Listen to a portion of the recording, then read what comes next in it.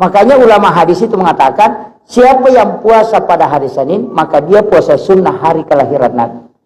Tapi siapa yang berpuasa pada hari kelahirannya, maka dia mengikuti Nabi berpuasa sebagaimana Nabi berpuasa pada hari kelahirannya. Tapi orang yang berpuasa pada hari kelahiran, itu tidak ada penyakit yang bisa merusak tubuhnya. Itu berkah. Cuma kadang kita tidak tahu tanggal hari apa kita lahir. Itu masalahnya. Itu puasakan. Iya. Itu karena kita tidak tahu. Tapi ya, kita ambillah hari Senin berkah puasa kelahiran Nabi. Kita minta kepada Rasulullah supaya diberikan keberkahan. Itu aja kuncinya. Assalamualaikum warahmatullahi wabarakatuh.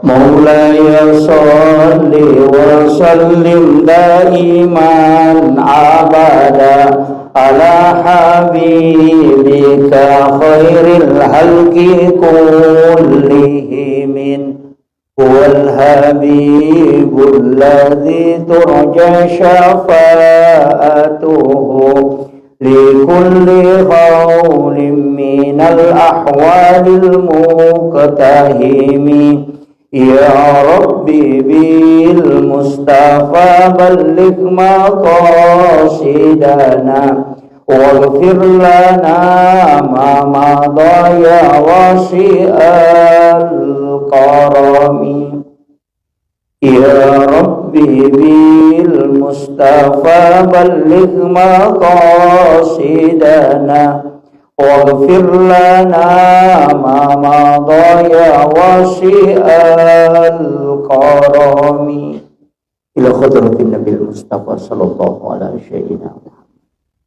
Al-Fatihah. A'udzu billahi minasyaitonir rajim. Bismillah.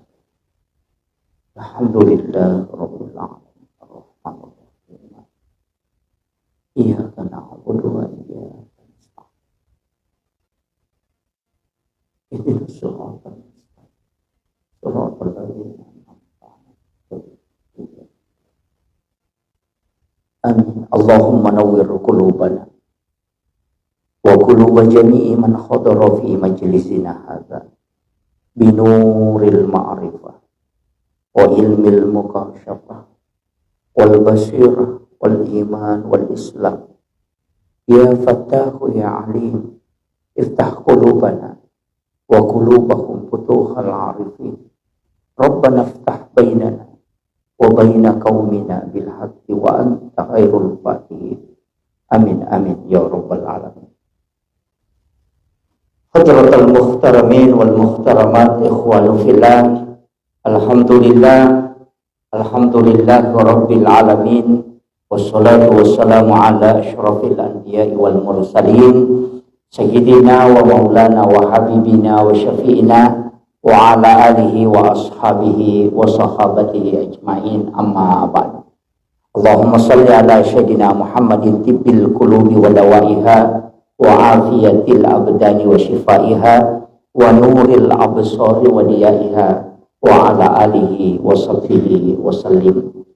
Yang kami muliakan dan kami ta'zimi Bapak Ketua DKM serta seluruh jajaran pengurus dan seluruh pengurus DKM yang sempat hadir pada malam hari ini.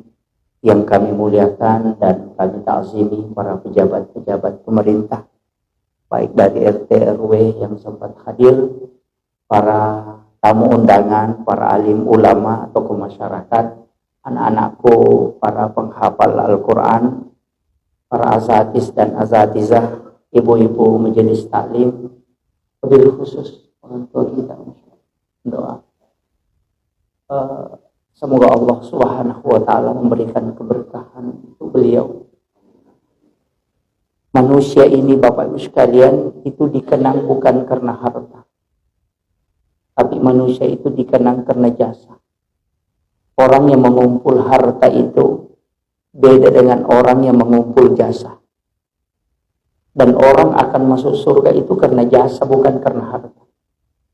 Makanya wanita WTS yang memberikan minum kepada anjing yang kehausan itu jasa, bukan harta. tapi dia dijanjikan surga. Orang yang banyak memberi bantuan, membukakan jalan kebaikan untuk orang, itu adalah jasa. Bagaimanapun banyaknya harta, kalau kita tidak membuka jasa untuk orang, itu memberikan kebaikan-kebaikan kepada orang, maka itu tidak ada nilainya. Itu kuncinya kehidupan. Orang yang banyak memikirkan orang dan membukakan jalan kebaikan, maka orang itu juga ketika wafat, maka banyak orang akan datang. Tapi ketika hanya orang mengumpulkan harta, tidak memberikan manfaat ke orang lain, maka sedikit orang datang ketika dia wafat. Itu kuncinya. Makanya pada malam hari ini yang lebih banyak pahalanya sebenarnya panitia, bukan penceramah. Karena gara-gara dia kita bisa mendapatkan ilmu pada malam hari ini. Pahalanya penceramah, pahalanya jamaah dikumpul kemudian diberikan kepada yang mengurus. Itulah kelebihannya mengurus penceramah. Itu makanya luar biasa beliau sama dengan anak-anak yang menghafal Al-Quran di pondok tahfiz kita ini. Itu pahala guru yang mengajar dan pahala anak-anak yang menghafal itu dikumpulkan kemudian diberikan kepada orang yang membangun tempat itu. Karena tidak mungkin ada guru yang mengajar dan tidak ada anak yang bisa menghafal kecuali ada tempat yang disiapkan. Maka yang menyiapkan tempat itu mendapatkan pahala double dibanding orang yang ada di dalamnya. Itu keberkahannya sebenarnya. Makanya pada malam hari ini saya diundang sebenarnya untuk acara halal bihalal dan juga tabligh akbar. Sekali saya ingin sampaikan bahwa sebenarnya viral itu musibah. Saya tidak punya akun YouTube, tidak punya tim perekam, tim media tidak ada. Yang muncul itu dari jamaah aja. Saya tidak pernah urus hal-hal seperti itu. Jadi kalau orang mengatakan akunnya Pak Ustaz itu tidak ada. Jadi itu yang rekam ya kayak begini. Kalau saya datang ceramah dan rekam itu yang upload. Saya tidak pernah ada tim apa. Karena wasiatnya guru tak. Itu wasiat ulama. Hanya itu yang saya pegang sampai hari ini. Jadi saya hanya minta doanya. Mudah-mudahan diberikan keikhlasan dan kesehatan untuk tetap istiqomah di jalan dakwah. Karena pekerjaan ini Pak berat tantangannya. Berat. Sebenarnya kalau mau aman itu lebih banyak diam. Iya. Cuma saya dipanggil di sini bicara jadi harus bicara. Kalau mau ambil berkahnya banyak diam. Orang banyak diam itu lebih banyak selamat. Yang banyak bicara itu yang lebih banyak pertanggungjawaban. Makanya cuma kalau saya tidak bicara kita tidak dapat apa-apa. Itu hanya pada malam hari ini kita janjian ya 1 jam aja sudah maksimal. Insyaallah. Biasanya penceramah tidak cukup 1 jam ya. Oh iya. Biasanya berapa menit Pak? Ada yang lebih. Waduh. Begini, halal bihalal adalah bahasa Arab tapi bukan dari orang Arab.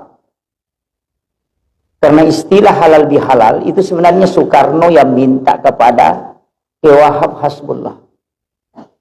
Dulu caruk maruk politik terjadi di Indonesia, ada gesekan-gesekan karena orang sudah konsen di politik, karena Belanda sudah pergi, Jepang sudah pergi, musuh itu sudah pergi, tapi ternyata orang Indonesia yang saling bermusuhan.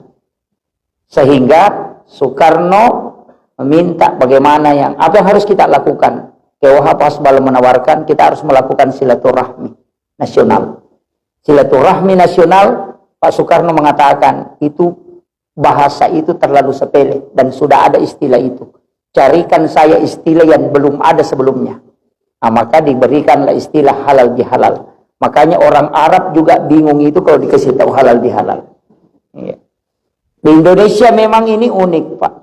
Satu-satunya negara yang ada mudik itu cuma Indonesia. Iya. Haji juga Indonesia yang punya Pak.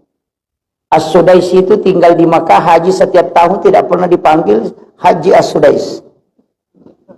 Iya. Itu karena memang haji itu hadiah dari Belanda. Hanya untuk memata-matai supaya tidak melawan. Jadi semua orang yang dari Mekah itu pasti melawan. Hadratus Syekh Hasyim Asy'ari belajar di Mekah kembali melawan Belanda. Kemudian Ki Ahmad Dahlan dari Mekah kembali melawan Belanda. Makanya dikasihlah gelar haji untuk supaya ditahu ini nanti yang bisa menentang. Tapi lama-kelamaan haji itu bagus juga, Pak. Tuh. Sebenarnya kalau kita mau ambil, kalau sudah haji, Pak Haji. Kalau sudah zakat, mesti dipanggil juga Pak Zakat. Kalau sudah sholat, dipanggil Pak Sholat. Gitu. Tanya Bapak Ibu orang Bugis, kalau ada hajinya di depan tidak ditulis di undangan, jangan marah-marah. Itu hadiah dari Belanda aja itu. Ini untuk nasihat saja kepada haji orang Bugis. Nah, sebab mega ogi ku yelengi undangan adega haji na denalo. Nah itu. itu yang nasihat aja itu, Pak. Jangan tersinggung. Kemudian kita sebenarnya kenapa ada istilah halal bihalal? Di dalam saya mau begini, dalam mengkaji tradisi orang Bugis itu punya istilah tafaul. Tafaul sebenarnya ini bahasa Arab dan itu Nabi yang lakukan. Kalau bahasa Bugisnya senongan. Kalau bahasa Arabnya tafaul. Makanya Aisyah mengatakan, anna Nabi SAW yuhibbut tafaul. Rasul itu suka sekali bertafaul. Tafaul itu maknanya begini, Pak. Mengambil satu ibarat dalam suatu hal yang bermakna doa. Nah, segala sesuatu itu ditarik lari ke doa, punya makna. Makanya kuenya orang Bugis itu juga begitu. Barokah. Cuma kita mengatakan barongko.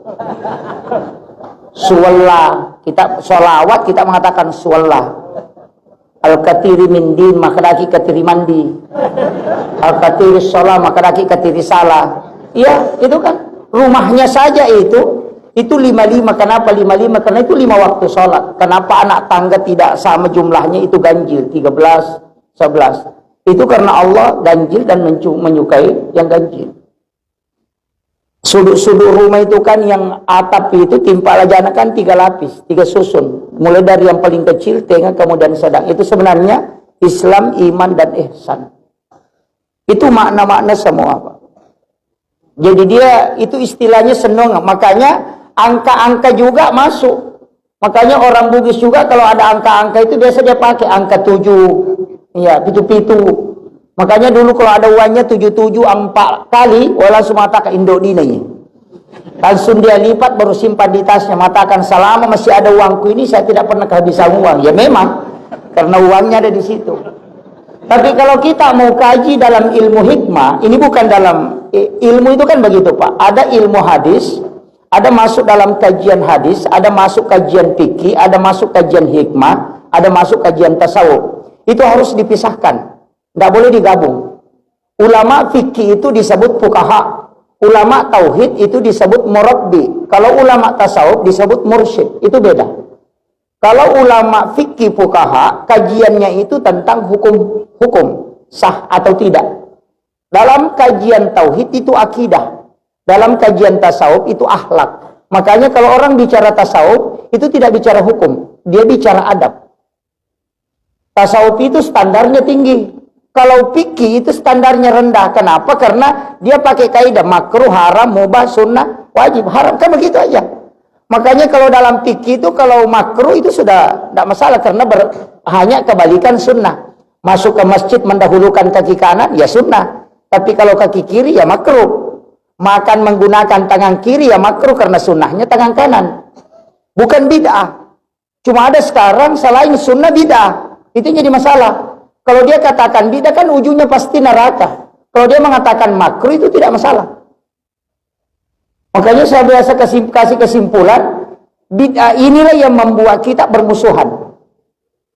Kenapa Syafi'i, Maliki, Hanafi, Ahmad bin Hanbal tidak pernah bertentangan, bermusuhan pada beda pendapat? Karena dia pakai 5 hukum ini tadi. Wajib, makruh, haram, mubah, dan sunnah. Dia tidak pakai bid'ah. Walaupun dia tahu bid'ah. Karena bid'ah ini bukan hukum, Pak. Nah, ini yang penting saya sampaikan. Supaya kita nanti mudah. Karena kalau dicampur-campur, itu fatal. Ulama tasawuf, itu standarnya tinggi sekali, Pak. Sama jika kalau orang pacaran, orang paling senang sama misalnya pacarnya. Nah, pacarnya itu tidak suka warna kuning. Tidak mungkin orang itu pakai sandal kuning ketemu pacarnya. Walaupun tidak ada aturannya. Tapi kalau dia sudah tahu dia tidak suka warna kuning, tidak mungkin pakai sandal kuning. Kenapa? Demi menjaga perasaan.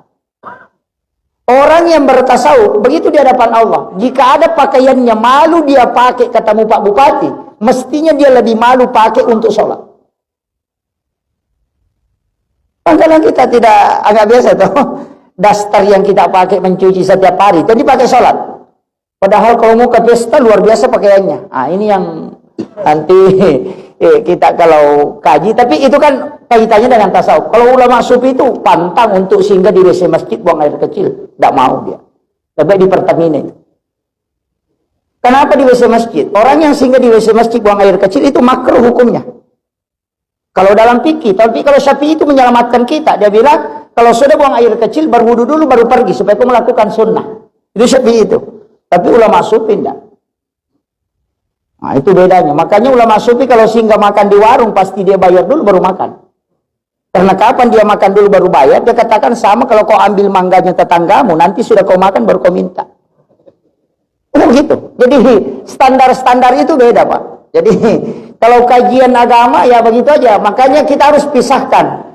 Yang masuk ilmu hikmah itu, ilmu-ilmu hikmah agak berat juga. Kenapa ilmu hikmah ini berat? Karena dia adalah hakikat dari ilmu. Perintah Nabi, di atas perintah itu ada hakikatnya. Kenapa kita dilarang melangkahi makanan? Kalau makan. Misalnya ada makanan, ada ikan di sini, di sana ada ayam. Kita kadang menyeberang ambil ayamnya, padahal ada ikan di depan. Kita menyeberang. Itu kayak eskapator tangannya itu. Biasanya. Kenapa itu dilarang dalam agama? Padahal semua makanan yang dihidangkan itu kan halal. Tapi kenapa dilarang? Hikmahnya, orang yang mengambil makanan dengan melangkahi makanan yang ada di depannya, itu rezekinya pasti susah. Nanti dia urus baru bisa. Tapi orang yang mengambil makanan yang ada di depannya saja, maka orang yang akan datang menawarkan rezeki kepadanya. Itu hikmah, Pak. Kenapa perempuan kalau makan dilarang membuka mulut? Kalau mengunyah. Laki-laki kan tidak. Laki-laki itu kalau makan membuka mulut begini tidak masalah. Perempuan tidak boleh. Hanya ketika dia menyuap dia buka mulut, ketika dia mengunyah itu dia tutup. Begini. Kenapa? Ternyata hikmahnya, wanita yang mengunyah tidak membuka mulutnya, itu suaminya pengantin baru setiap malam. Itu kuncinya, Pak. Itu dalam ilmu hikmah itu.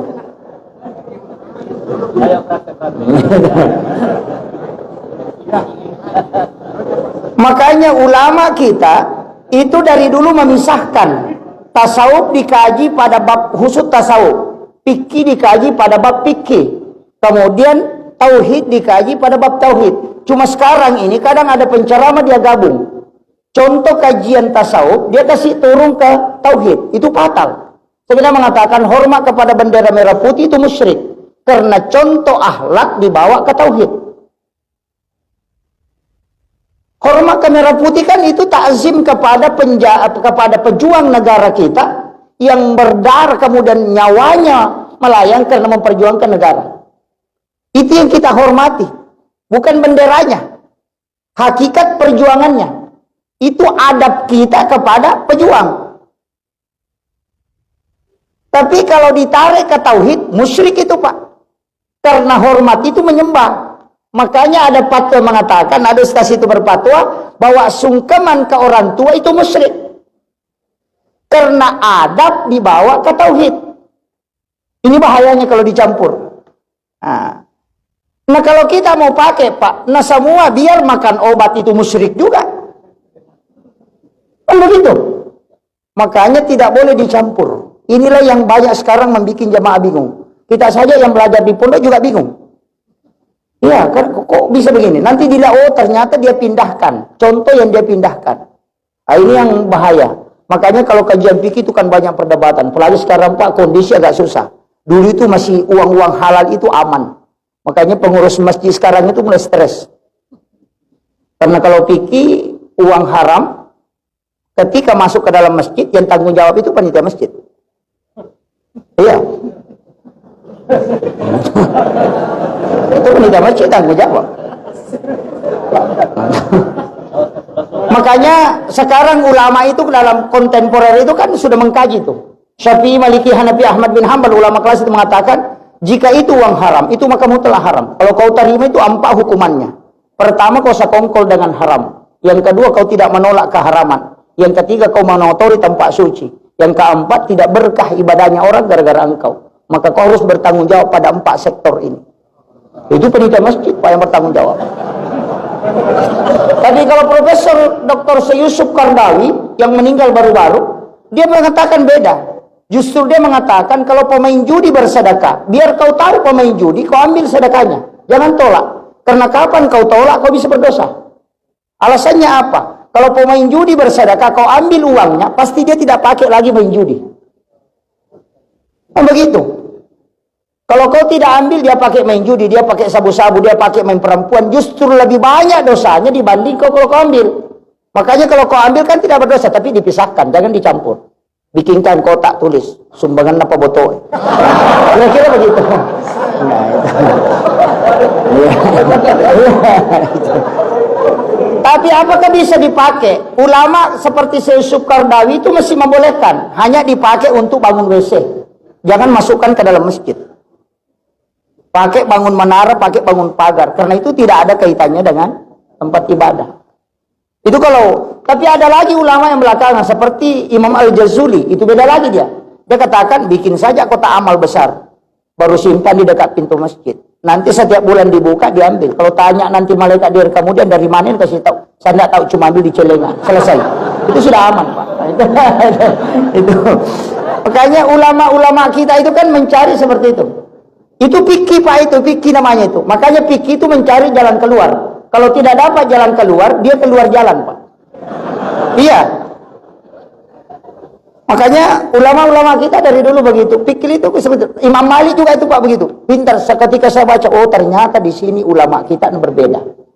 Saya kadang menangis itu membaca penjelasan-penjelasan ulama. Sampai-sampai itu pendapatnya Imam Malik, itu 3 tahun saya tolak. Belajar di pondok, saya tolak pendapatnya Imam Malik. Tapi lama-kelamaan saya terima juga. Ketika dia mengatakan, makan dan minum di siang hari di bulan Ramadan dengan sengaja, itu kafaratnya puasa 60 hari. Bukan 1 hari. Itu Imam Malik itu. Jadi kalau ada orang sengaja batalkan puasanya di siang hari di bulan Ramadan, tanpa uzur, itu mesti dia ganti 60 hari, bukan 1 hari. Alasannya Imam Malik apa? Nanti ada orang mencurangi agama Pak. Kalau pengantin baru, mau berhubungan, dia makan dulu baru berhubungan, kan 1 jina ganti. Kan begitu? Iya. Kalau dia berhubungan di bulan Ramadan di siang hari, karena dia harus ganti 60. Tapi kalau dia makan minum dulu baru berhubungan, kan cuma 1 yang dia ganti. Iya, makan minumnya dia ganti. Karena sudah batal baru berhubungan, berarti gantinya cuma 1.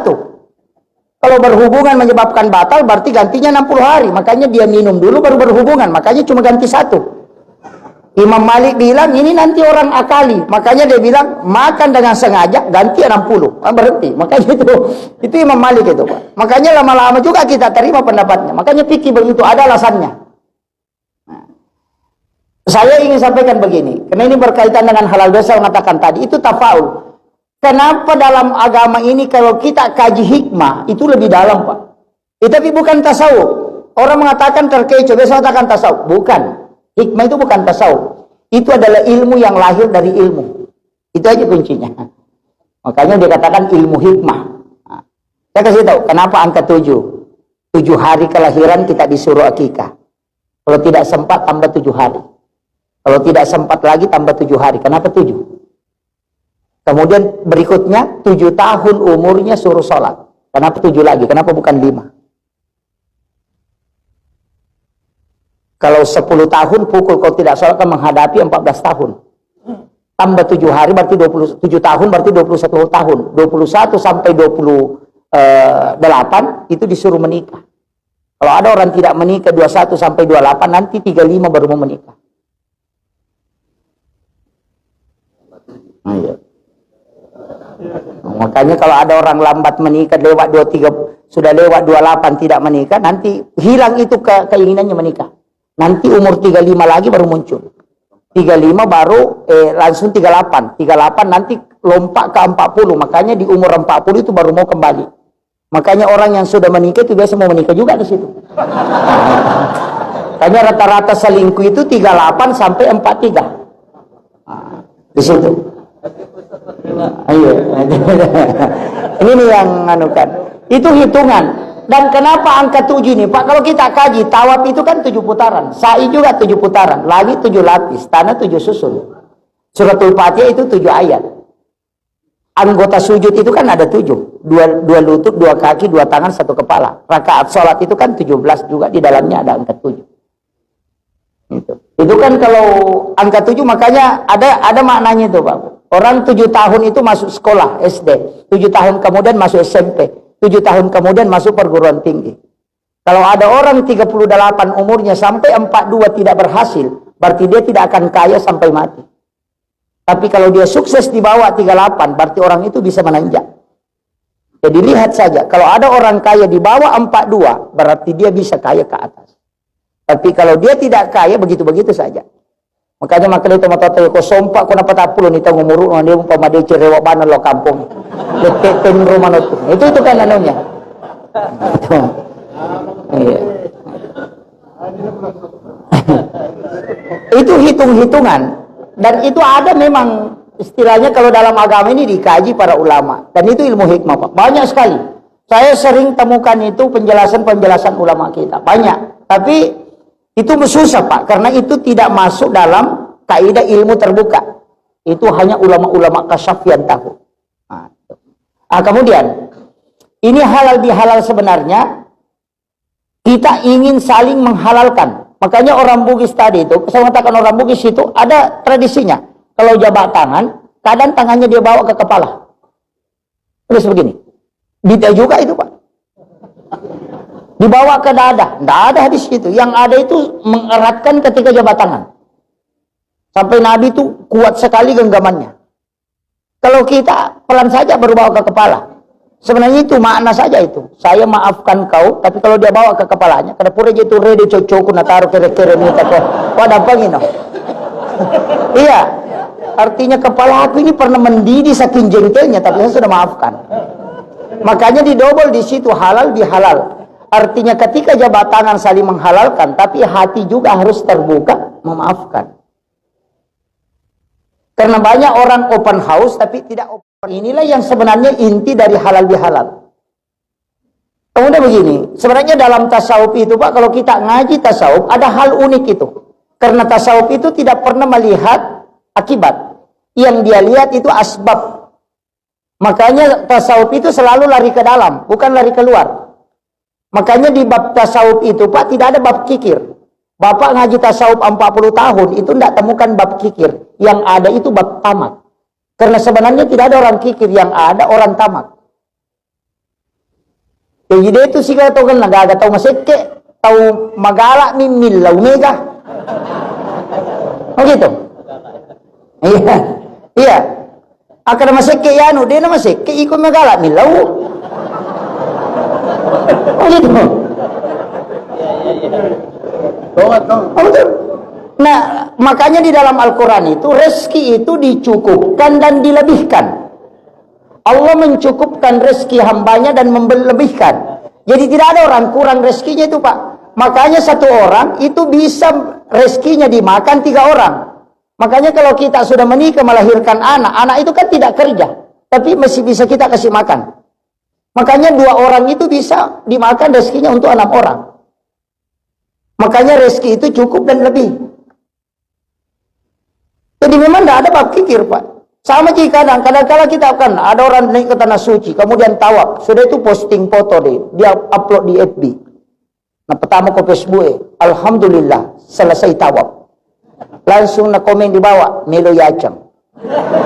Ya, si tongan na ternyata we melo yacang, ini malah sati. Ya. Kan begitu aja Pak. Itu air putih Pak, kalau kita puasa menantang betul itu. Enak betul itu air putih kalau kita haus. Tapi kalau tidak haus, masuk di warkop itu tidak mau pesan air putih. Iya, makanya yang disyukuri itu adalah hausnya dengan laparnya. Makanya Rasulullah itu selalu bersyukur dengan makanan karena dia selalu melaparkan dirinya. Itu kuncinya. Kita akan sekali mencaci makanan istri. Oh ini tidak enak. Sebenarnya kita yang kenyang sekali. Karena sudah makan di warkop, sudah makan di warung, baru tiba di rumah. setengah mati mencaci makanan istri, kan begitu. Kenapa Nabi tidak pernah mencaci makanan? Karena nikmat terus itu. Itu aja kuncinya, Pak. Makanya dalam tasawuf itu kalau dikaji begitu aja, jadi lari masuk terus itu. Jadi kau nggak tahu ada orang dapat nikmat kemudian kita jengkel, bukan orang masalah, Pak. Makanya dalam agama Nabi sudah selamatkan kita. Saya sudah kaji beberapa kajian itu. Saya kadang mengatakan Rasulullah ini luar biasa, Pak, cara menjaga umatnya. Saya kemarin dapat satu penjelasan dari hadis Nabi ketika Rasulullah mengatakan orang yang menerima sedekah itu diminta berdoa, mendoakan orang yang bersedekah. Jadi bukan orang yang bersedekah disuruh berdoa, tapi yang disuruh berdoa yang menerima. Kenapa, Pak?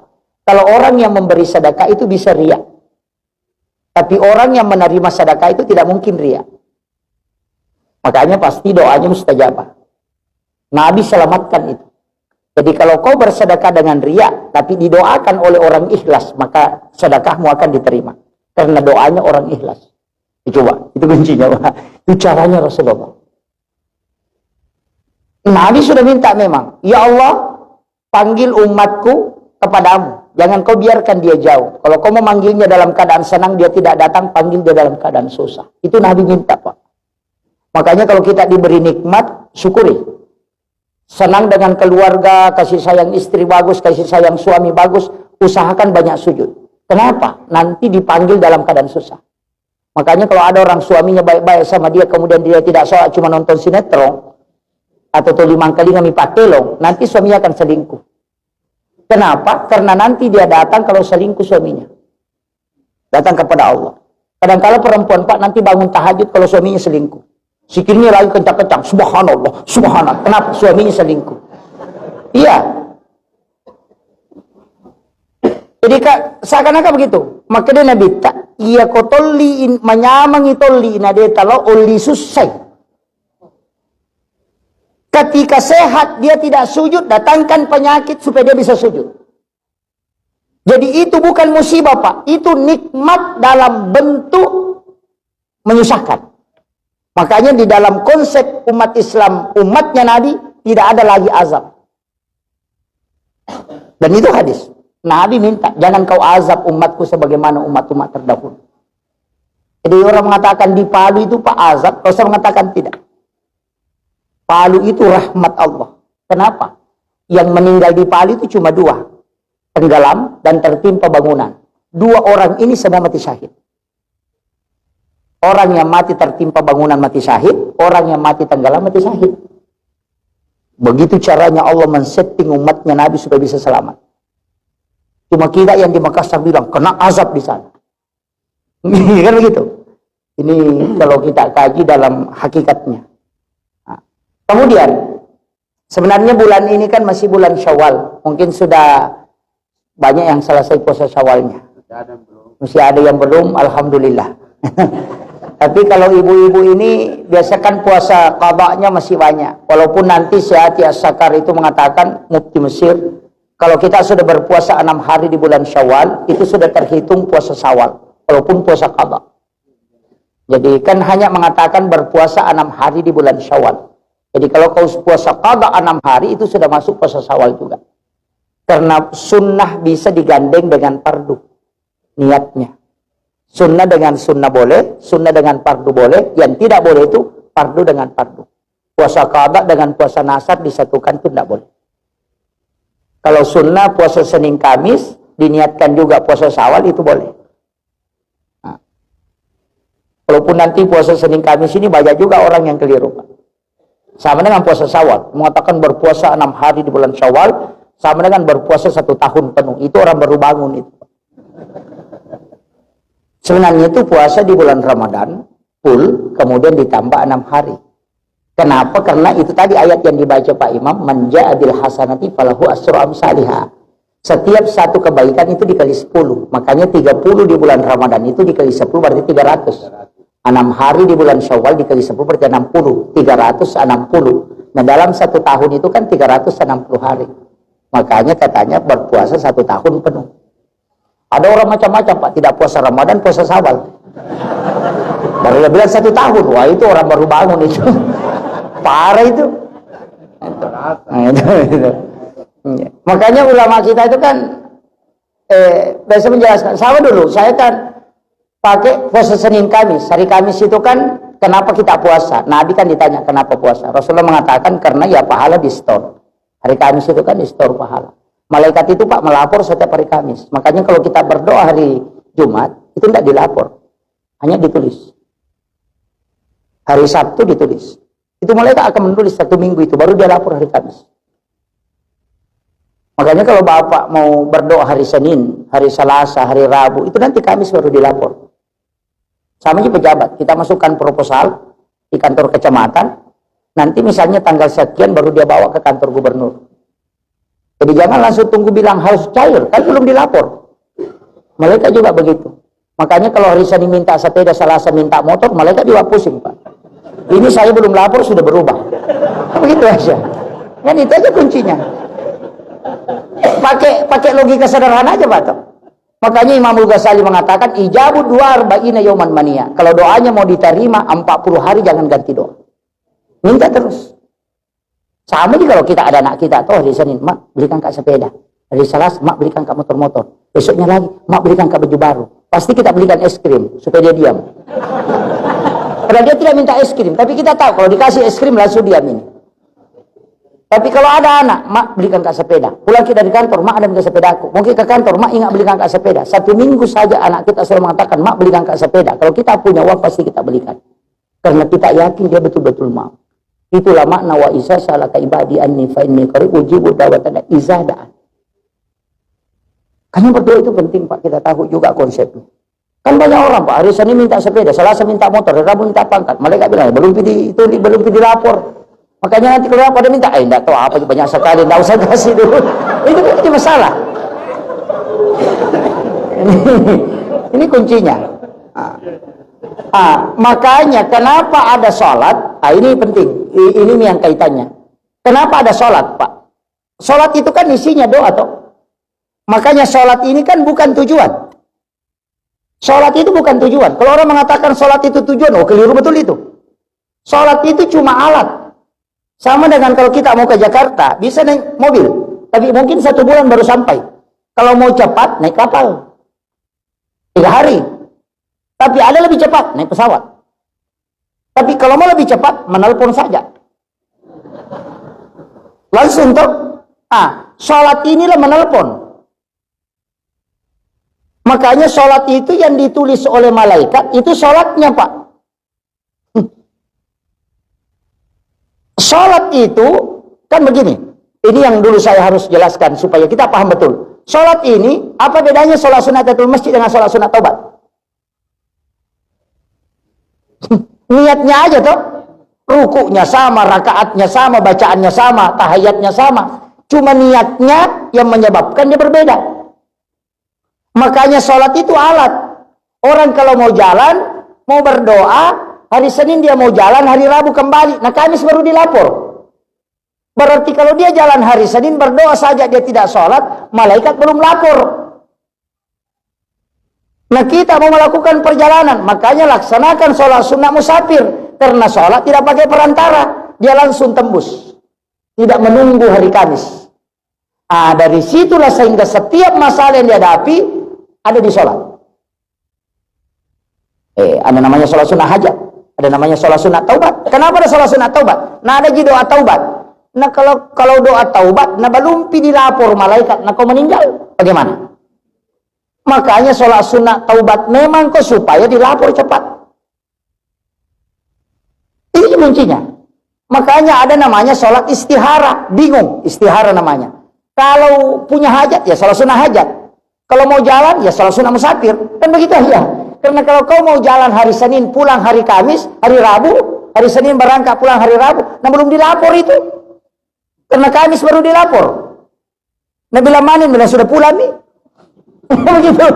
Makanya ini sholat intinya. Makanya Rasulullah setiap menghadapi masalah, pasti solusinya di sholat. Jadi di dalam sholat kita meminta, bukan di luarnya. Ada juga orang nanti selesai salam, baru berdoa, oh terlambat ki bos. Sama orang menelpon nanti mati HP-nya baru minta. Kan begitu. Makanya minta di dalam sujud, itu minta di situ. Tidak usah dilepaskan, cukup dalam hati. Dan satu-satunya ibadah Pak yang tidak bisa dicampur itu cuma sholat. Kalau orang puasa nonton TV itu tidak batal puasanya. Tapi kalau dia sholat nonton TV pasti batal sholat. Iya. Betul. Orang haji itu boleh makan. Boleh bicara. Tapi kalau orang sholat tidak mungkin. Dan satu-satunya ibadah yang mengumpulkan semua dimensi itu cuma sholat. Dia harus menghadap ke Baitullah. Harus dalam keadaan ada wudhu. Harus dalam keadaan tertutup auratnya. Itu cuma sholat Pak. Kalau orang puasa itu bisa tidak pakai celana. Tidak ada pengaruhnya puasanya. Ini penting. Makanya satu-satunya ibadah dan makanya kenapa sholat kita dilarang tutup mata. Kenapa sholat harus ada didengar oleh telinga. Itu hikmahnya luar biasa Pak. Karena mata ini nanti yang ditanya. Telinga ini yang ditanya. Kalau telinga tidak dengar, dia bilang saya tidak dengar. Kalau bibir tidak ucapkan, karena ini yang ditanya. Makanya ketika kita sholat harus ada yang bunyi. Mas sau-sau istilahnya. Telinga harus dengar, mata harus melihat. Karena itu yang jadi saksi kalah. Jangan tutup mata begini baru. Apa tuh? Ini kan begitu. Ini penting. Karena itu tujuannya kenapa Nabi melarang kita tutup mata. Karena itu semua menjadi saksi nanti. Kemudian. Di bulan Syawal ini, kan puasa sunnah Syawal tadi. Kalau saya pribadi Pak, ada satu ibadah yang di bulan Syawal ini yang saya tidak pernah tinggalkan. Sudah 18 tahun. Itu sholat sunnah utakah. Ini yang paling bagus. Itu dalam kitabnya Syekh Abdul Qadir Jilani, dalam kitab Al-Gunyah. Sholat sunnah utakah ini kan sholat sunnah 8 rakaat yang dikerjakan di bulan Syawal. Pas masuk Syawal, kita kerjakan. Bisa sekali, bisa 5 kali, bisa setiap hari. Ya semampunya saja lah. Cuma 1 kali dalam sehari semalam, jangan didobol.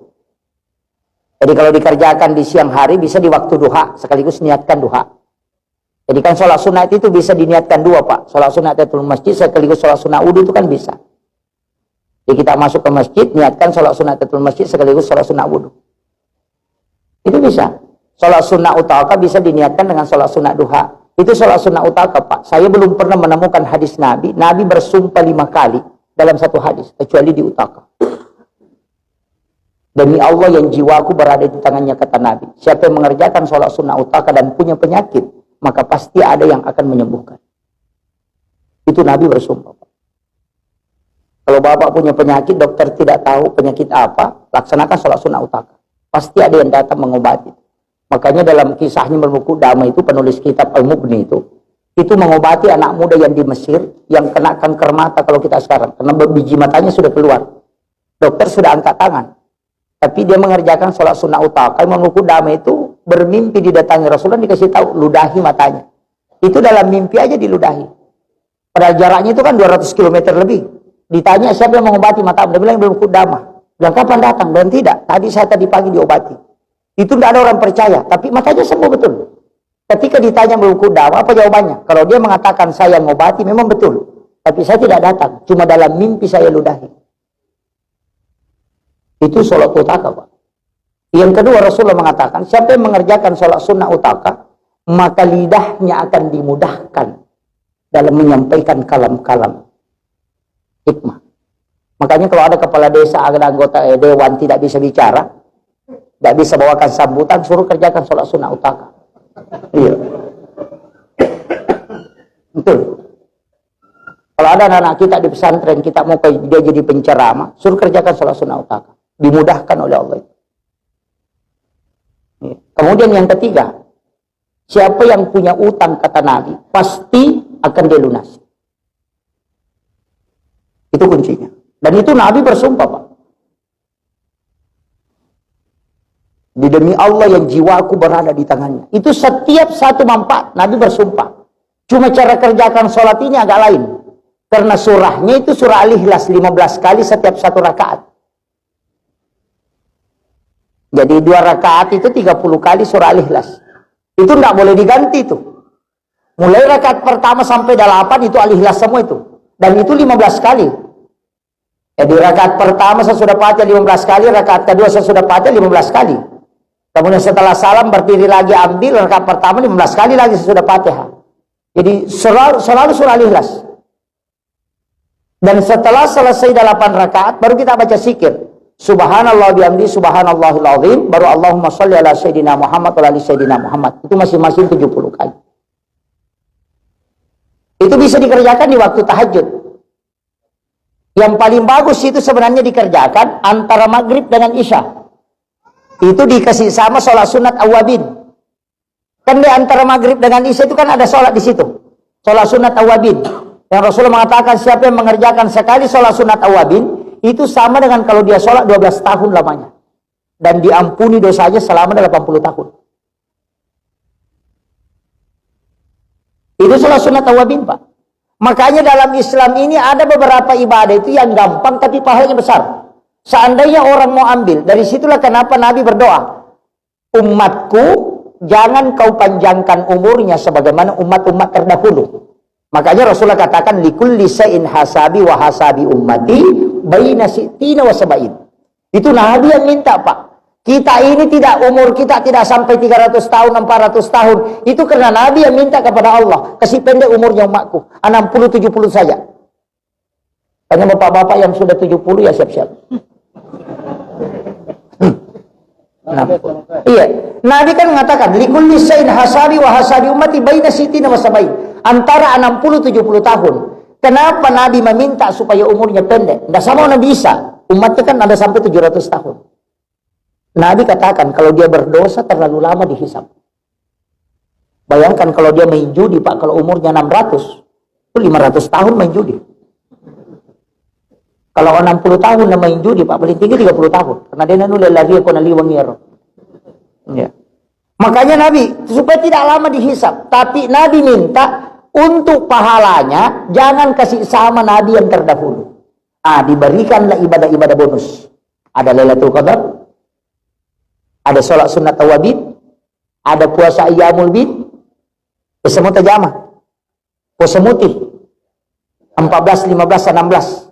Itu puasanya Nabi Adam ketika dia diturunkan ke bumi, puasa 1 hari, sepertiga badannya putih, puasa 1 hari kemudian, sepertiga lagi badannya putih, puasa 1 hari kembali, kemudian sepertiga lagi badannya putih. Sehingga ulama kita mengatakan, kalau mau awet muda, amalkan puasa mutih. Tubuhmu itu kuat. Orang sepuasa mutih itu terjaga. Sebenarnya ada beberapa itu, Pak, termasuk puasa hari kelahiran. Makanya Nabi kan puasa di hari kelahiran. Hanya ketika Nabi ditanya kenapa puasa pada hari Senin, Nabi mengatakan karena saya lahir hari Senin. Seandainya Nabi ditakdirkan lahir hari Rabu, maka dia akan puasa hari Rabu. Seandainya dia ditakdirkan lahir hari Selasa, maka dia akan puasa hari Selasa. Makanya kalau Bapak lahir hari Rabu, puasa hari Rabu. Karena di sana sunnahnya puasa sunnah hari kelahiran. Cuma kebetulan Rasulullah lahir hari Senin, maka dia puasa hari Senin. Kalau Bapak lahir hari Selasa, puasa di Selasa. Begitu. Saya bilang, wah salah itu saya Ustaz. Selalu puasa Senin. Oh enggak salah. Makanya ulama hadis itu mengatakan, siapa yang puasa pada hari Senin, maka dia puasa sunnah hari kelahiran Nabi. Tapi siapa yang berpuasa pada hari kelahirannya, maka dia mengikuti Nabi berpuasa sebagaimana Nabi berpuasa pada hari kelahirannya. Tapi orang yang berpuasa pada hari kelahiran, itu tidak ada penyakit yang bisa merusak tubuhnya. Itu berkah. Cuma kadang kita tidak tahu tanggal hari apa kita lahir. Itu masalahnya. Itu puasakan. Iya. Itu karena kita tidak tahu. Tapi ya, kita ambillah hari Senin berkah puasa kelahiran Nabi. Kita minta pada Rasulullah supaya diberikan keberkahan. Itu aja kuncinya. Kemudian jangan ambil pusing ini ya Pak. Jadi itu makanya kajian-kajian ulama kita begitu. Kadang dalam satu hadis itu ada 3 pendapat. Iya. Karena begitu. Kadang-kadang kita langsung menyalahkan. Oh enggak begini. Padahal dia tidak tahu kaidahnya. Nah, kemudian tadi saya kembali ke sholat sunnah utaka. Sholat sunnah utaka ini Pak, kita sebenarnya bisa mengerjakan kalau kita pakai awabin itu bisa juga di tahajud. Cuma kalau di tahajud itu kan cuma itu yang tidak boleh diganti surahnya. Itu enak sekali Pak dikerjakan. Tidak lama itu. Apalagi kalau dikasih cepat saja. Allah samad lam yalid wa lam yulad wa lam yakul lahu kufuwan ahad. Itu kan 15 kali itu. Bahkan ada satu di dalam kitab Bidayatun Nihayah, ada satu sholat itu yang Rasulullah mengatakan siapa yang sholat 4 rakaat sebelum Jumat, dan istiqomah, maka dia tidak meninggal kecuali dia melihat tempatnya di surga. Makanya ada orang itu yang tahu bahwa ini adalah Jumat terakhir saya sholat Jumat. Saya sudah tidak mendapati Jumat minggu depan. Kenapa? Karena sudah dinampakkan tempat. Dia pasti tahu bahwa saya sudah tidak sholat Jumat lagi. Dari situ ada orang tahu kalau dia mau meninggal. Ini salah satu amalan. Karena Rasulullah mengatakan tidak akan meninggal kecuali dinampakkan tempatnya di surga. Kalau dia sudah dibukakan tabir, dilihatkan tempat terindah, di situ bahwa kau kalau akan berada di sini, maka itu dia sudah tahu bahwa sholat Jumat yang akan datang saya sudah tidak dapat. Nah, itu kuncinya. Tapi itu sholat sunnah, 4 rakaat. Itu di hari Jumat. Dan surah yang dibaca itu surah Al-Ikhlas. Itu ada di kitab Bidayatul Nihayah. Karena Hujjatul Islam Imam Al-Ghazali. Makanya kalau sebelum sholat Jumat, kerjakan itu 4 rakaat. Sholat Jumat. Sebelum sholat Jumat, 4 rakaat. 2 rakaat 1 salam. Cuma surah yang dibaca surah Al-Ikhlas. 50 kali setiap 1 rakaat. Itu setengah jam. 50 kali, pas 200. Kalau bisa. Dan itu memang 50, jumlahnya 50. Makanya saya bilang ada beberapa sholat itu Pak, termasuk sholat sunnah sesudah Isya. Kita akan tadi langsung mulai acara. Ada sholat sunnah, silakan. Yang sholat sunnah itu bagusnya sebenarnya dibawa pulang ke rumah. Lebih besar pahalanya kalau di rumah. Makanya Nabi mengatakan, la taj'al buyutakum maqabira. Jangan kau jadikan rumahmu sebagai kuburan. Nawiru buyutakum bi qiraatil Qur'an was shalah. Terangi rumahmu dengan bacaan Al-Qur'an, dengan sholat. Makanya sholat fardu di masjid, sholat sunnah dibawa ke rumah. Cuma kalau dibawa pulang ke rumah tidak dikerjakan, kerjakan saja di masjid. Karena setannya besar kalau di rumah. Itu saja kuncinya. Sesekali Pak ada amal rahasia yang tidak dilihat orang. Kalau di masjid kan masih dilihat orang. Kalau di rumah kita berdua-duaan dengan Allah. Dan ingat, kita harusnya mestinya bikin mihrab. Di rumah itu ada tempat sholat khusus. Ulama-ulama yang mustajabah doanya itu hanya karena mihrab Pak. Di dalam kamarnya itu dibikin skat, kemudian ditutup, kemudian di situ masuk sholat. Guru TK Jabur Rahman Abodale kan bagi 2 kamarnya, sebelah dia tempati sholat, sebelahnya dia tempati tidur. Guru TK Haji Maimun Subairi juga dia kunci kamarnya ketika dia mau ke Tanah Suci, meninggal di sana baru dibuka. Itu ada kamar, di kamar pribadi itu ada mihrab. Rata-rata kiai itu Pak punya mihrab. Bukan musola, kalau musola itu kan kamar dibikin. Kalau mihrab itu tempat sholat di dalam kamar. Itu luasnya seperti lubang kuburan. Itu tembus Pak. Makanya dari mana sumbernya? Itu kan dari Maryam. Ketika Nabi Zakaria membuatkan mihrab di dalam kamarnya, toh dia bikin mihrab, kemudian dia tutup jendelanya, dia kunci pintunya dari luar. Tapi setiap dia masuk dia dapat makanan. Kullama dahala 'alaiha Zakaria al-mihrab wajada indaha rizqan. Setiap Nabi Zakaria masuk ke dalam kamarnya mihrabnya Maryam, itu langsung dapat makanan. Dan anehnya, itu makanan musim panas di musim dingin. Artinya kayak bukan musim durian, kok ada durian di sini? Nah kuncinya saya pegang. Makanya dia bertanya, "Ana laki hasa, dari mana ini?" Apa jawabannya Maryam? "Wa min indillah." Dari situlah guru, kenapa ada uang didapat santrinya dari bawa sejadahnya ketika mau pulang. Itu dari mihrab. Itu ayat Pak yang bilang. Makanya ulama kita dulu itu amalkan aja itu Al-Quran itu. Ini bukan hadis. Kalau hadis masih bisa dipertentangkan. Tapi ini Al-Quran. Gitu. Makanya guru itu di mihrabnya itu ada bantal kecil. Ketika ada nak santri mau pulang tidak ada uangnya, biasa dia, "Pak Kiai, guru tak, dia gawa tamparan, kali taman aku kamar enak minta kurawan kang ulun." Dia masukkan tangannya itu dapat uang dan tidak pernah habis.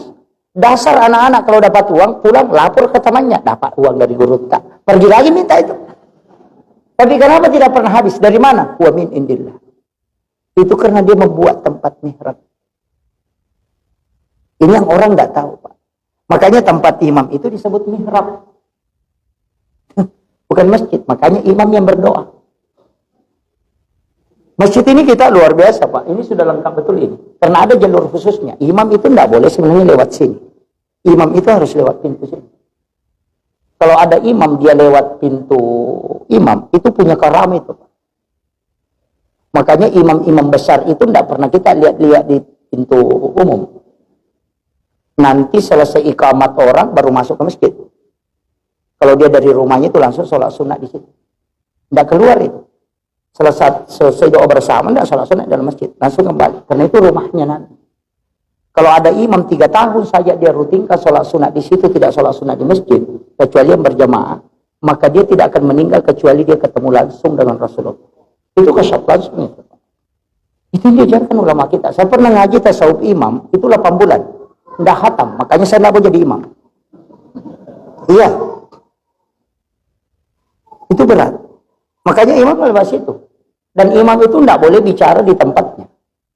Dinawa dengan ada dalino nalapa kalila konrona matuda masampaja. Karena itu tembus tempatnya karena dia adalah mihrab. Makanya kalau ada ustaz di belakang, tidak usah serahkan doa ke belakang. Kau saja yang baca karena tempatmu yang tembus ke aras. Itu kunci. Maka ada berakak. Apa berakak? Kau yang baca. Kita mengaminkan saja. Karena ustaznya kan paling 1 kali datang. Nah doa 40 hari itu mudah mustajabah. Makanya imam harus istiqomah. Itu kuncinya. Kemudian yang ketiga, kalau imam itu Pak, kalau mampu lakukan, setelah selesai sholat isya dan sholat subuh, jangan tinggalkan tempat. Duduk di situ tafakkur. Kemudian bertawassul. Kirimkan Fatihah Rasulullah. Kemudian para nabi dan rasul yang dekat dengan Allah. Kemudian para wali-wali Allah. Wabil khusus sampai wali. Si Abdul Qadir Jilani, si Ahmad Arifai, si Ibrahim Adasuki, si Ahmad Al-Badawi. Kemudian muslim dan muslimat, mukmin dan mukminat, al-ahya'i minhum. Kemudian orang tuanya. Kemudian guru Al-Qur'annya. Siapa yang mengajari dia Al-Quran. Setelah itu, kemudian dia doakan semua orang. Setelah itu baru minta, ya Allah, ketika ada umat jamaahku kau mau ambil, beritahu aku. Begitulah imam dulu, dia tahu kalau ada jamaahnya mau meninggal. Dikasih tahu memang, didatangi minta izin. Dia mengatakan, saya sudah minta izin untuk melepaskan diri dari jamaahmu. Dia sudah tahu dia akan meninggal besok.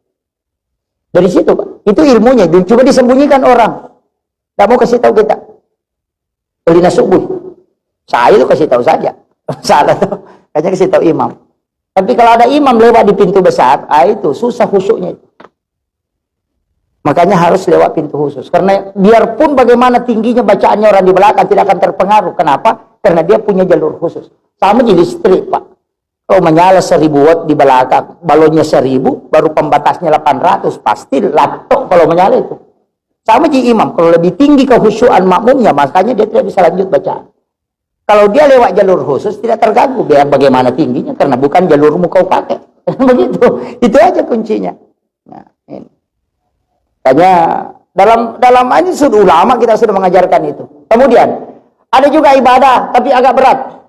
Sudah sholat subuh, jangan tinggalkan masjid, tinggal bersikir, nanti masuk waktu syuruk, paling bagus tambah 10 menit, baru sholat sunnah isyraq, baru pulang. Itu sama dengan haji dan umrah bersama Nabi 3 kali. Tamma, sempurna. Siapa yang mampu melakukan itu? Itu nih sebenarnya, seandainya ditulis panitia di sini, Pak, bikin baliho.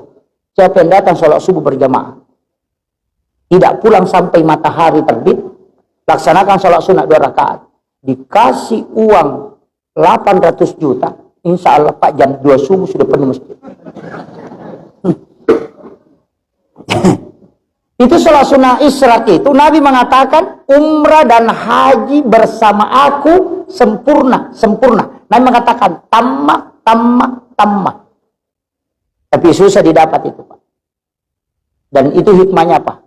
Ya kau angkat tahu apa tamu pitanai narewa, maka susah rezekinya. Iya, pulang dari masjid. Makanya itu sunnahnya nanti kelihatan tanah baru kita pulang. Iya. Kita nena pakirewa. Iya na tu napatareka kata materialo makada aja mo rewa kupusamopo. Aja mo sappa idale kupusamopo. Itu maksudnya. Artinya pusa depa mo itanay mo rewa. Kapan ada orang nanti tanah kelihatan baru dia pulang, maka rezekinya dimudahkan selamanya itu dalam 1 hari itu. Itulah yang disunnahkan oleh Nabi. Tapi itu yang kita tinggalkan Pak. Ini Assalamualaikum, lupa nih masuk. Iya, angka lalu Pak aku pasai, kata 2 mau pinangkah. Palalu dale itu. Tapi dia itu gagok. Tidak ada di sini. Insyaallah. Ini sudah 1 jam ini. Oh iya, betul. Iya, ditambah sedikit. Begini, saya kasih ilmunya. Sebenarnya dalam agama ini Pak, ada konsep yang sangat mudah. Cuma kadangkala Di jamaah tablik itu kadang teman-teman saya ada di jamaah tablik, saya kadang berbangga dengan dakwahnya. Tapi saya juga kadang kasihan. Karena ada istilah sekarang yang seakan-akan memisahkan. Gurta Kiai Yusuf itu sudah menjelaskan. Gurta Presiden Ring. Ketika orang mengatakan dunia itu sementara, akhirat selamanya. Karena ada istilah itu. Ini istilah benar, Pak. Kalau dipahami salah itu fatal. Betul. Istilahnya benar, tapi kalau salah dimahami itu fatal itu. Kenapa? Saya kasih tahu. Dalam hidup ini, ketika kita menghitung nanti ibadah kalau di masjid, bangkrut betul kita itu. Ya kuya paniasa pakasibia ko sampaja, rogila ada togang. Kenapa? Kita berapa kali sholat saja? Kali 5 kali toh. Subuh, duhur, asar, maghrib, isya. Kalau 5 menit satu waktu sholat, berarti hanya 25 menit. Nah kita dikasih waktu 24 jam. Jadi kalau 25 menit kita mau hitung itu yang kita pakai sholat, itu yang mau dihadapkan sama Allah. Nah kita dikasih waktu 24 jam. Hanya tidak cukup setengah jam, kita pakai melapor, bangkrut betul kita itu. Belum lagi gosipnya setengah jam. Sholat maghrib 5 menit, gosip 1 jam. Tunggu waktu isya. Bangkrut betul kita itu. Belum lagi keikhlasan, belum lagi kehusyuan dalam sholat. Makanya Rasulullah itu sudah mempatok itu. Ulama dulu dalam tasawuf sudah mempatok. Ini yang saya mau kasih, ini yang terakhir. Bagaimana caranya mematok itu? Begini. Orang tidur, bagaimana orang tidur itu 8 jam, itu bisa menjadi sholat. Kan itu dicari. Orang sholat, kita tidur, itu sama-sama pahalanya. Maka bahwa tidak bisa itu, oh bisa Pak. Justru bisa dikalahkan orang sholat itu dengan tidur. Makanya adaan itu mengatakan, an-naumul alim khairum min sholatil jahil. Tidurnya orang alim mengalahkan sholatnya orang bodoh. Kalau salah paham ini Pak, fatal. Bagaimana caranya? Itu kan ada kisahnya. Iblis mau masuk masjid, bolak-balik. Di pintu sudah masuk begini, mundur lagi. Masuk begini, mundur lagi. Nabi lihat, ini siapa? Kayaknya enggak saya. Dia lihat, oh ternyata iblis. Dia tanya, kenapa kok begitu? Sudah masuk kembali lagi. Iblis bilang, saya mau masuk ganggu itu orang yang sholat, tapi saya takut sama itu orang yang tidur. Itu disahih Pak. Nabi mengatakan, kok bisa? Mana kami tahu iya atau matin reda itu masam pajan agan asam. Orang yang tidur itu, orang tidak pernah berhenti berzikir kemudian dia tidur. Tapi yang sholat itu ingatannya lari-lari. Inilah sehingga ada istilah an-naumul alim khairum min sholatil jahil. Tidurnya orang alim mengalahkan sholatnya orang bodoh. Bagaimana caranya? Nah ini kuncinya. Kalau mau tidur, niatkan. Nah ini, niatkan. Bahwa, mau tidur lebih awal supaya saya bisa bangun sholat tahajud. Berapa lama kita tidur, itu dihitung sholat. Karena tidurnya untuk sholat. Ini yang disebut dengan tidur ilahiyah. 3 tidur itu yang berpahala. Tidurnya orang untuk bangun cepat sholat, sama tidurnya orang yang istirahat karena sudah sholat, untuk sholat. Sudah sholat tahajud sampai jam 3, nanti jam 4:30 baru masuk subuh, dia mengatakan, saya agak kelelahan, mau tidur-tidur dulu untuk supaya bangun sholat subuh. Itu berapa lama dia tidur, itu dihitung sholat. Coba. Dan satu-satunya ibadah Pak yang tidak ada dosanya itu tidur. Iya. Karena orang sholat itu bisa berdosa. Hari kira-kira minta iman, lampi Pak bacaan lo menjon. Kan ada begitu. Tapi orang tidur itu kan tidak ada dosanya. Makanya mengatakan nanaumu tarkul haram. Satu-satunya ibadah yang meninggalkan haram itu cuma tidur. Tidak ada dosanya orang tidur. Bagaimana orang tidur bisa berdosa? Nah, tidak bisa gosip, tidak bisa. Tidak ada. Makanya orang yang tidur itu untuk bangun sholat sama kita. Matin rumah si jangan apa motok menonton Pak Golo. Itu kan tidak ada apa-apa itu. Kenapa kita disuruh berniat sebelum tidur? Karena di situ kuncinya Pak. Kalau kita tidur 8 jam, berarti dihitung sholat sunnah 8 jam. Semua tidur harus dibawa ke situ. Nanti kan ada yang mengikat. Jadi hadisnya Nabi mengatakan umatku adalah umat yang paling beruntung karena meninggalkan satu kebaikan menuju kepada kebaikan yang lain. Bagaimana caranya? Nanti kalau sujud terakhir sholat subuh, itu niatkan untuk sholat duhur. Ia narayasa sampai tepat tuh. Ini yang orang nggak tahu, Pak. Baru dia salahkan, mengatakan, oh itu tarekat salah itu. Dia tidak paham, itu hadis Nabi. Hujjatul Islam Imam Ghazali membahas dalam kitabnya itu khusus bab tentang niat. Kenapa? Karena niat kunci segalanya. Makanya kalau sholat duhur, kalau sudah sholat duhur, di sujud terakhir, niatkan untuk sholat asar. Kalau kau meninggal antara duhur dengan asar, berarti meninggalmu menuju ke sholat. Itu orang mati syahid. Itulah kenapa diistilahkan ada orang meninggal di tempat tidurnya, tapi dia tetap mati syahid. Ini yang orang nggak tahu. Disembunyikan betul itu. Nah sebulan itu, kenapa terdekat ke Mak Geremanu, Pak Pedang? Gampang saja itu, Pak. Iya. Itu sebenarnya kuncinya. Makanya beda tuh niat sembahyang, beda niat mau sholat. Niat sholat itu ada pada takbir, niat mau sholat itu di sujud terakhir. Itu kuncinya. Karena makanya orang yang berniat melakukan satu kebaikan itu sudah dicatat di sisi Allah. Dan itu sudah dijaga. Oh kalau bapak sujud terakhir sholat duhur baru tidak berniat sholat asar, kalau meninggalkan terputus itu. Makanya itu nangka yasa kada sampai tepat tuh. Nah ini. Sudah tahu situ toh? Nah ini gampang sekali Pak. Nah, kalau tidak tahu itu fatal itu. Kalau jenis terluka kan lain lagi. Saya tidak bahas itu dulu. Nanti stres kalau masuk banyak sekali itu. Nah, kemudian itu tadi, makanya di dalam sholat kita harus pakai itu Pak. Pakai itu. Jadi sebelum di sujud terakhir itu pakai. Ada yang pakai sebelum salam. Kalau saya pakai sujud terakhir paling aman. Sujud terakhir. Walaupun sholat kan penutupnya di salam toh. Nah, jadi setiap kita sambung itu, sambung terus. Orang keluarkan zakat tahun ini, niatkan juga berzakat tahun depan. Ketika rezekimu sudah tidak cukup, itu sudah dicatat kebaikannya selama. Di sujud terakhir kalau sholat tarawih, itu niatkan untuk sholat tarawih tahun depan. Itu kau sudah dicatat untuk tembus ke situ. Jika kau kurban tahun ini, niatkan untuk kurban tahun depan. Makanya disuruh datang kalau mau disembelih. Supaya di situ berniat. Supaya tembus dengan tahun depan. Kalau kau tidak sempat lagi berkurban, pahalanya kau sudah dapat. Itu rugi betul kita itu.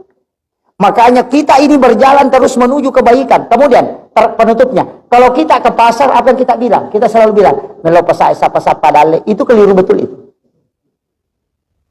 Itu rezeki sudah tidak dicari Pak, karena sudah ada. Cuma mau diambil. Aja tak karena kalau sapa dale. Akadaki kalau mala dale halalak na pong Allah Ta'ala. Untuk keluarga dan anak-anakku. Rasulullah mengatakan, man kharaja fi baiti, siapa yang tinggalkan rumahnya untuk mengambil nafkah halalnya, nafkah rezeki halal Allah untuk diri, keluarga dan anak-anaknya, maka perjalanannya dihitung jihad fisabilillah. Berapa lama kita duduk di pasar menjual itu dihitung jihad. Maka inilah makna jadikan seluruh hidupmu ibadah karena Allah. Itulah makna inna sholati wa nusuki wa mahyaya wa mamati lillahi rabbil alamin. Ini yang banyak orang tidak tahu Pak. Padahal setiap hari dia baca. Tapi insya Allah jamaah sini sudah tahu. Iya. Alhamdulillah. Itu saja dipakai. Pakai itu Bu. Ibu-ibu itu luar biasa pahalanya. Tapi saya kasih kunci. Ini penutupnya. Kunci kehidupan itu Pak. Sebenarnya cuma 3. Ta'zim kepada orang tua. Orang tua itu ada 2. Orang tua yang melahirkan kita. Dan orang tua yang menyerahkan anaknya kepadamu. Itu mertua. Yang kedua, ta'zim kepada guru-gurumu yang mengajarkan kepadamu walaupun harfan, walaupun 1 huruf. Kalau kau mau hidupmu berkah, takzim kepada 3 orang. Orang tuamu, orang tua menyerahkan anaknya kepadamu, dan kepada guru-gurumu. Jika engkau perbaiki adabmu, akhlakmu kepadanya, dan takzim kepadanya, hidupmu akan berkah. Ditambah 1, istrimu. Saya kasih tahu Pak. Iya, saya tidak mengatakan 1 saja, jelasnya istri. Kenapa? Konsep hidup kalau berkah itu dari istri. Bapak-bapak melihat orang sukses, itu bukan dari dia sepenuhnya. Itu besar pengaruhnya siapa yang di samping. Betul Pak. Jika engkau perbaiki kasih sayangmu kepada istrimu, maka hidupmu pasti berkah, rezekimu akan berkah. Tapi ketika engkau mencoba menyeleweng, pasti kau akan jatuh.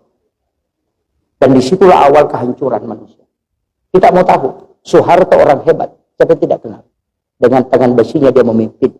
Tapi ketika Ibu Tin wafat, tidak bisa bangkit. Habibie orang hebat, siapa yang tidak mengakui Pak Habibie. Tapi ketika Ibu Ainun wafat, selesai. Susilo Bambang Yudhoyono yang masih hidup sampai hari ini. Hebat, 2 kali jadi presiden. Tapi ketika Ibu Ani wafat, sampai hari ini tidak bisa bangkit. Itu yang orang tidak baca. Itu kuncinya. Makanya saya selalu bilang, siapa yang paling tinggi kasih sayangnya kepada istrinya, maka hidupnya pasti berkah. Pejabat yang hebat, lihat siapa yang di samping. Bukan dia, Pak. Karena tangannya istri, itu 3 kali lebih cepat doanya diijabah dibanding laki-laki. Baru saya kasih tahu, kalau kita mau tahu, pimpinan pondok pesantren ada di Jawa, hafal Quran 30 juz, ribuan hadis dia hafal. Tinggal di pondok pesantren, ribuan santrinya, tapi dia jatuh sehina-hinanya hanya karena selingkuh. Orang yang hafal Quran pun sudah dijamin selamat, bisa dihinakan oleh Allah, apalagi yang tidak hafal Quran. Itu kunci. Maka pejabat, orang kaya, kalau mau mencoba main perempuan, pikirkan itu. Karena di situ awal kehancuran. Dan pasti sehina, makanya wasa'asabila. Dan ayat pasti benar, Pak. Tidak mungkin. Itu kuncinya. Akhirul kalam Allahul muwaffiq ila aqwamit thariq. Assalamualaikum warahmatullahi wabarakatuh. Ya. Masya Allah.